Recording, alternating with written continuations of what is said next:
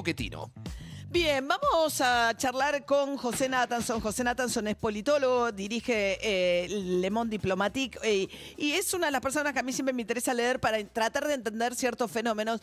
Y el número que sacó Milei generó mucho tipo de interpretaciones. Y además de interpretar de dónde viene el voto de Milei, también la discusión para los que ahora tienen que enfrentarlo en la elección es cómo discutir con el votante de Milei, o en todo caso, cómo tratar de captar votantes que caen en esta lógica. ¿Cómo anda, José? Buen día.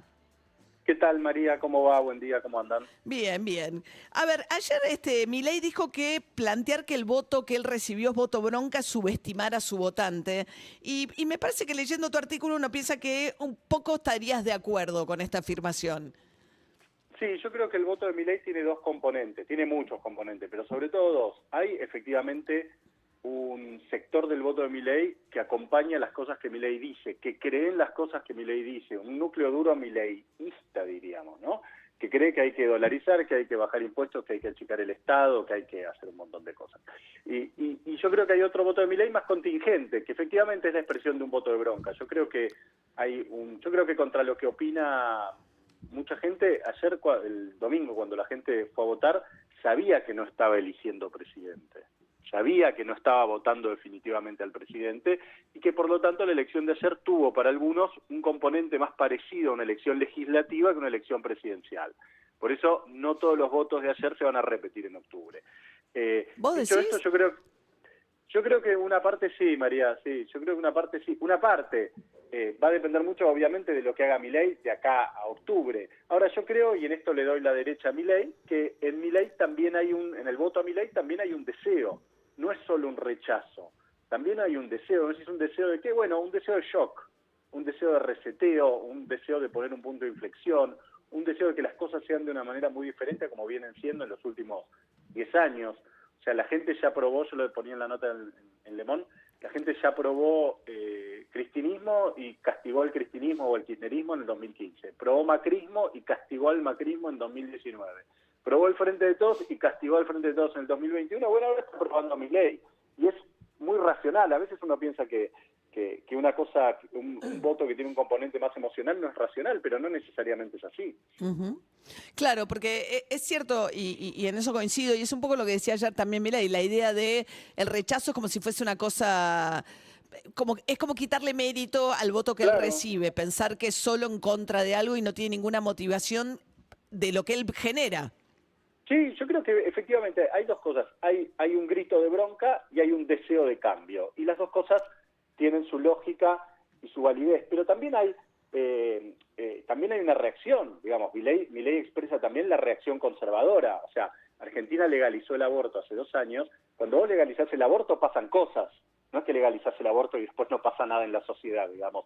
Hay un sector de la sociedad grande que está en contra de legalizar el aborto. Digo esto como un hito de un montón de otras cosas que han pasado positivas en ese aspecto en materia de diversidad, de tolerancia, de pluralismo, de avance de género. Pasaron muchas cosas en la sociedad argentina y la sociedad argentina institucionalizó muchos de esos cambios. Ahora, cuando vos haces eso, después hay una reacción, porque en la sociedad pasan cosas. Cuando vos, qué sé yo, haces la UH, que es otro aspecto positivo de la política de los últimos años, hay un montón de gente que está en contra de eso y hay una reacción a eso. Bueno, Milei también expresa eso, expresa el rechazo a avances que se vienen produciendo en materia de género, diversidad, no sé qué. No es casual que el voto a Milei sea sobre todo un voto masculino, sea sobre todo un voto de estas características. Entonces, siempre el componente del voto es muy diverso, es muy multidimensional y es muy profundo, y yo creo que hay que hacer un gran esfuerzo, yo decía en la nota, de sociólogos más que de politólogos para entender lo que pasa. Yo creo que hay que ir a mirar la sociedad muy al ras del suelo, muy la oreja en el piso para entender lo que pasó. Sí, yo no creo que al votante de Milei decirle que es antiderechos le haga mucha mella. No, bueno, es como lo de la derecha, viste que en una Poco. época ser de derecha Sí. era un insulto, y hoy Sí. ser de derecha, le decís soy de derecha, sí, Y sí, soy de sí, derecha, sí. y sí, y que está bien también, o sea, Sí, claro. las ideologías van cambiando y las sociedades van Bueno. mutando. Yo creo de todos modos, mi tesis principal es que para entender el voto de Milei hay que ver lo destruida que quedó la sociedad o que está la sociedad después de 10 años de crisis económica, de estancamiento económico, de pandemia, de gobierno fracasado. Yo creo que la sociedad argentina se siente protagonista de un enorme fracaso colectivo. Creo que por eso mismo valoramos tanto los episodios simbólicos de éxito que tenemos, el Mundial, la película 1985 como algo que salió bien en su momento. ¿Te acordás, María? Sí, sí, del juicio, claro. Hay algo que la sociedad argentina hizo bien y que por eso valora tanto en un momento en el que siente que viene haciendo muchas cosas mal. La sociedad argentina está astillada, fragmentada, cosas que no se mencionan tanto, pero la tasa de suicidios aumentó, la tasa de consumo de alcohol, los psicofármacos vuelan en las farmacias, o sea, hay una serie de cosas, vínculos rotos, gente que salió del sistema educativo, chicos que salieron del sistema educativo y nunca más volvieron, aumentó la tasa de divorcio, o sea,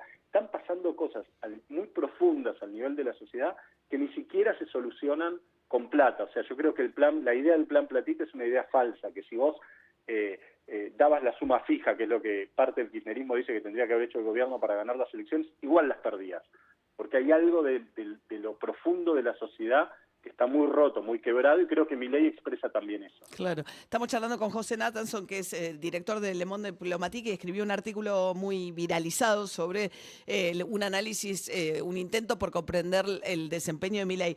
Te pregunto justamente por el peronismo, porque me acuerdo que hablamos hace un tiempo y habías escrito sobre cómo el peronismo ya le estaba hablando a una sociedad que no existe, y me parece que un poco Massa sigue parado ahí, ¿no? La idea de y Axel Kicillof habla mucho de esto. Te vienen a sacar derechos. Hablamos de los derechos civiles recién, pero hablemos de los derechos laborales. Digamos, lo que están planteando es un discurso defensivo. Che, te van a sacar el salario mínimo, te van a sacar la indemnización, las vacaciones, el aguinaldo. Y vos decís, José, que ese no es un discurso muy atractivo. No, yo digo que claro, efectivamente, creo que es un discurso que le habla a un sector de la sociedad que se va angostando, que se ha ido angostando en el último tiempo. La gente que tiene aguinaldo es cada vez menos. Entonces, al cuentapropista que votó a Milei, al tipo que tiene un comercio y vende cosas que cose la madre por Mercado Libre, al que se bajó la app de Uber y maneja 15 horas por día. Viste que dicen que hay mucho repartidor que votó por por Milei, porque ¿no? son derechos que existen, pero que no los tienen, que los tienen otros. Claro, a toda esa gente que estoy enumerando, al de pedido ya, ¿qué le importa el aguinaldo? No sabe ni qué es el aguinaldo. Claro. No le dice nada. Entonces le están hablando de un derecho, no que perdió, de un derecho que nunca en su vida jamás tuvo. Eso es lo que para mí es importante. Y que probablemente tampoco haya tenido el padre si es joven. Entonces, ahí hay un peronismo que le habla a un país que existe, pero que es un país que expresa solo una parte de la Argentina, y es una parte que está en retroceso. Y Milei, en cambio, le habla a un sector de la Argentina que es vital, que se siente, yo lo ponía en la nota también, que siente que arriesga. O sea, desde el tipo que especula con las criptomonedas, hasta el que se abre un pequeño comercio en la peatonal de Lanús, hasta el que pone una feria, hasta el que participa en una feria en alguna ciudad del conurbano vendiendo ropa, hasta el que se armó un microemprendimiento en Mercado Libre, es toda gente que siente que arriesga, que pone el cuerpo, que pedalea y arriesga la vida pedaleando, que arriesga su inversión, que arriesga su tiempo, el de su familia, etcétera, y que en cambio hay otro sector de la sociedad que no arriesga. ¿Por qué? Porque tiene un sueldo fijo, porque tiene un Estado que le paga el plan, porque tiene un Estado que le pague el aguinaldo, o un patrón que le pague el aguinaldo. Entonces hay algo del riesgo que yo creo que está muy metido en este sector de la sociedad, que también se reflejó ayer en el voto a Milei. Decir, bueno, vamos a votar a este. ¿Es loco? Sí, es loco, pero igual arriesguemos, no. Claro. Gracias, José. Que tengas buen día.